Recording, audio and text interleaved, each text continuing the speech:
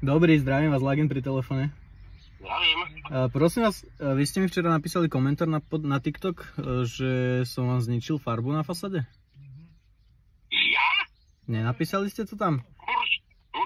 Určite nie. Ako mne to bolo aj divné, lebo však ja keď som s vami volal, ste boli akože aj s tou vzorkou celkom spokojní a niekto, ja neviem, či možno od konkurencie, alebo niekto mi tam napísal, že z diaľky to vyzerá pekne a že zblízka, že sa na to nedá pozerať, alebo také niečo, že chémia zničila farbu a že treba to premalovať, takýto komentár voľaký.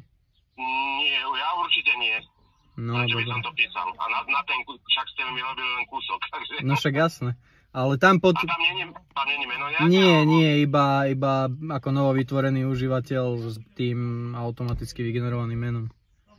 Aha, to nie, určite nie. Prečo by som to robil? Určite nie, lebo to nie je pravda.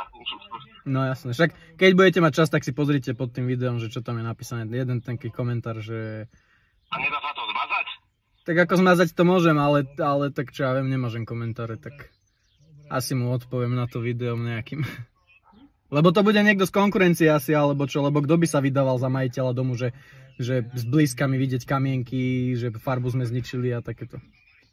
Je to divné. Alebo ja tam napíšem, že to nie je pravda, alebo čo by som tam mal napísať? No, nemusíte nič písať, ja tam nič odpíšem, no jasné. Dobre. Pekný deň. Majte sa, pekný deň. Majte sa. Nechápem, ako toto si môže niekto dovoliť. Fakt si nemáte akým iným spôsobom zohnať robotu, alebo čo? Očierňovať mňa takýmto spôsobom, že sa vydávate za majiteľa domu? Hrozné. Fakt.